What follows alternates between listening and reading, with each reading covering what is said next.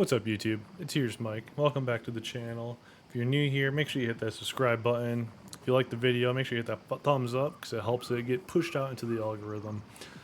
But today we're going to go over the 10 things of I wish I knew before starting Once Human.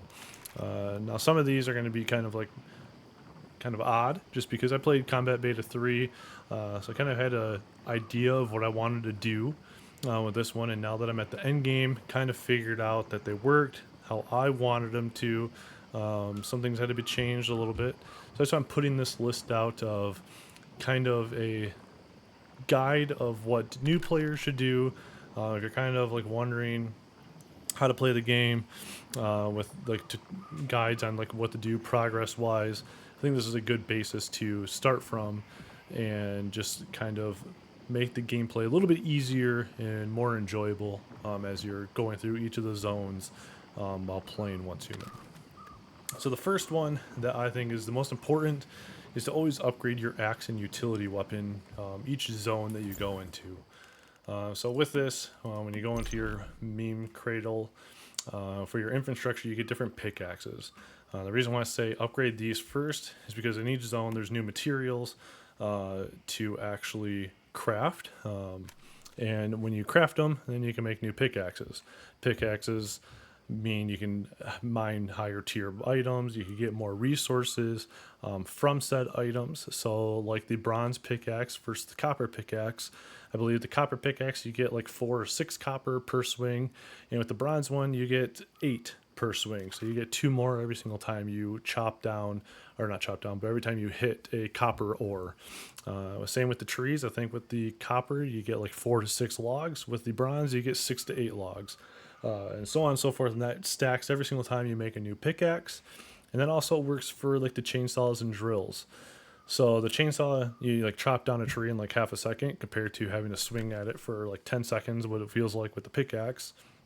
And same with the drills. You can blow up a mine or an ore, in half a second compared to having to swing at it 16 different times with the pickaxe. And then you get the advanced version of these. So when you use the advanced versions, you'll get more logs when you chop down a tree.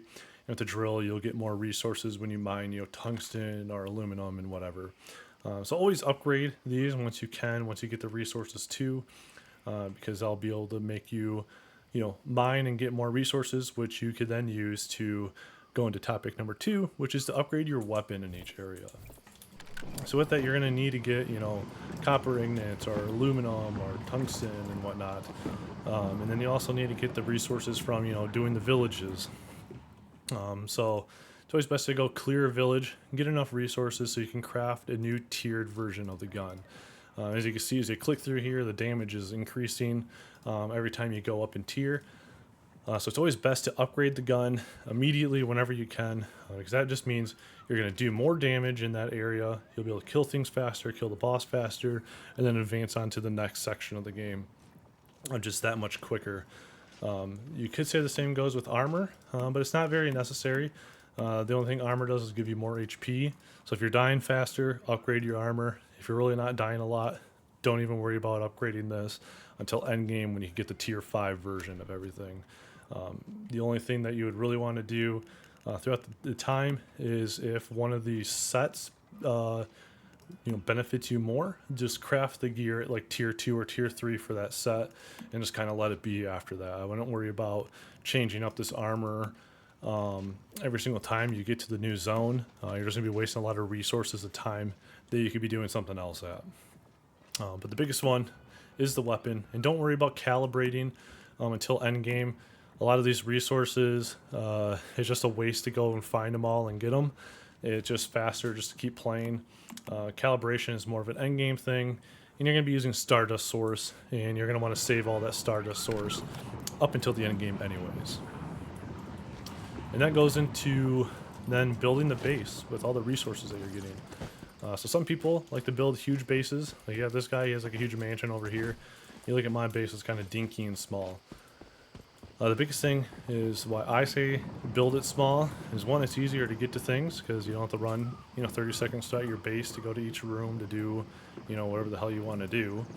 But when you do the weekly purification, you'll spawn these umbrella dudes, and the umbrella dudes will throw one umbrella at your base and destroy like 50 things. So the bigger it is, the more things you're going to have to be repairing at the end of the day. I don't like repairing things. I like just killing it really quick, not have to worry about it, and go forward with my time of what I'm playing. So again, this is personal. If you want to build a mansion, but just know when you're doing the weekly Gamba points, you probably are going to have to rebuild a lot of your base, and a lot of your stuff's going to get destroyed just because of the umbrella guy when he spawns.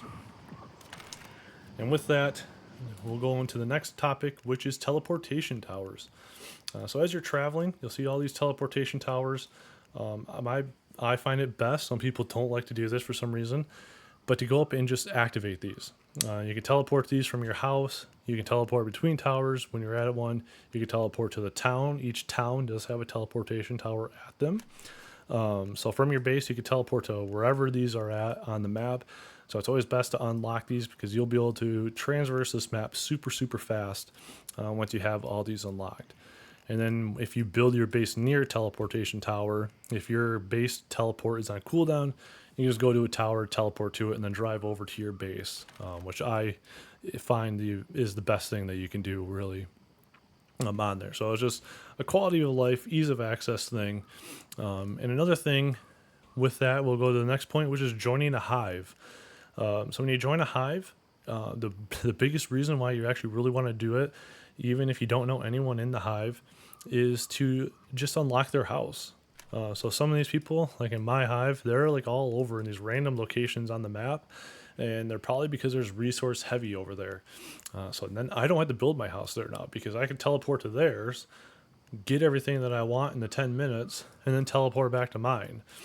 Some people like to build their house, near towns in random areas. It will help transverse the map faster, like when you're doing story missions. So it just adds that much more places that you can go to, makes it a little bit easier, and it's just nice to have. But again, it's not required, just a nice thing while you're playing the game. Next, I like to use external map. So I like to use Map Genie. So you can see here, there's all these things on here. It'll tell you where weapon attachments are, where recipes are located at. You can click on it. It'll tell you where you even find it at. And then also the biggest reason though is for when you're in towns. So it tells you where the mystical crate is. If there's a chance of a deviant to spawn in here.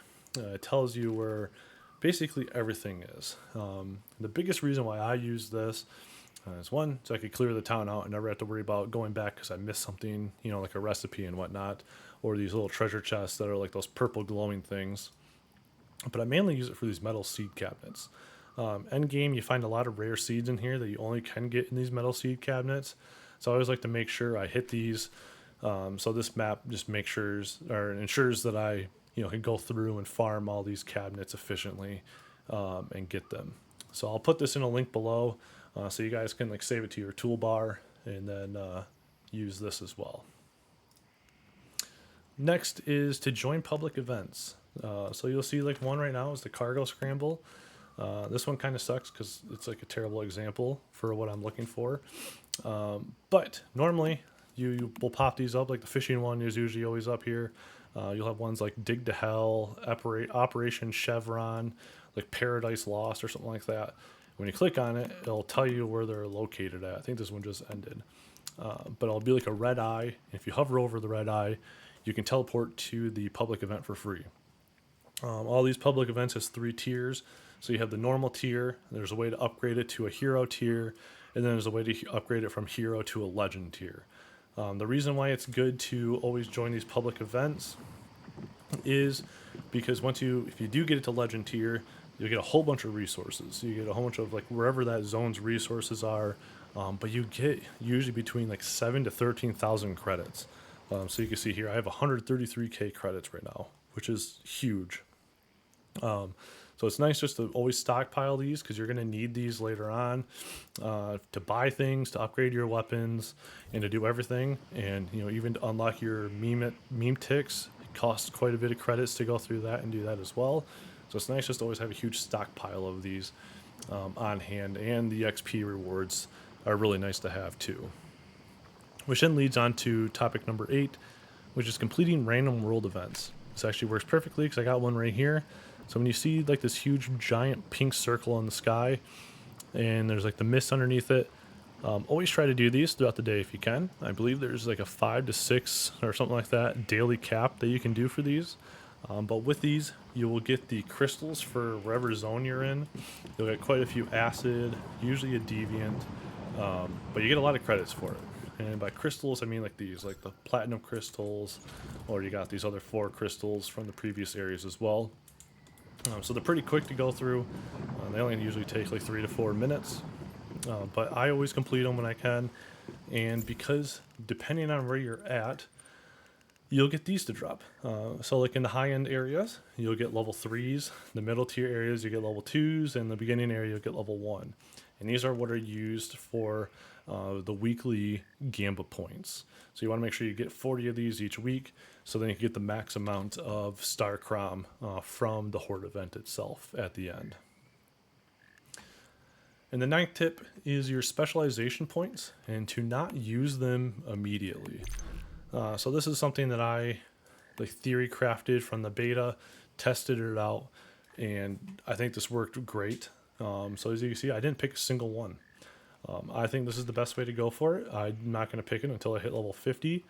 And the reason for that is because once 4 of these pop up, if you don't pick that specialization point, these 4 can't pop up again in any of the other ones that are available. So at level 10 won't pick these 4 because it says that they're being picked currently, and I'll pick 4 different ones. Where if I were to pick one of these 4 at level 5, at level 10, I have a chance to get one of the other 3 back in the rotation at my level 10 specialization perk pick. So doing this, the biggest reason why I did it is for, if I can find it, is for Sulfur Chemist. So I wanted to slim the pool down as much as I can to try to help ensure that I was going to get Sulfur Chemist once I got to the levels that was able to be picked between. So that's the biggest reason, and because I didn't want to have a whole bunch of like the trash perks sit there in there. I wanted to try to remove those from the pools as much as possible from when these popped up. So that's the big reason why I did this. Some people would disagree with it, but I think this worked out perfectly. And now when I pick these, I'll be able to make sure all of them are utilized off of each other for that reason. Because I can, go between, I have this at this level, and that'll work really well with these 4 at this level type thing. Or if I kept picking them at each level, I really wouldn't be able to utilize them as best as I possibly could right now, which is what I'm trying to do the best right here. And then the last one that I think will help out, and again, this is another personal one, you might disagree, but it's the Gamba points in the Wish Machine. So you can either gamble them, or you can go through and just straight up buy said item. I personally think it's best to buy the item for 8,000 points and not gamble for anything. There is one exception that I have for this, which is if one of these packages has the item that you want, I think it's best to then spend the extra 2,000 because it takes 10,000 to fully buy everything from one of these events, to then buy it instead of buying it out for 8,000. The 2,000 that you spend extra to get the extra blueprints is worth it in my opinion. But if these aren't what you want, don't gamble from the Echoes of the Rift, which is random. Always just save up to 8, buy what you're looking for, or 3, or whatever it costs, and then go forward from there. You can save these points. These are going to be carried over throughout the season, so you don't have to spend it if you don't want to at all.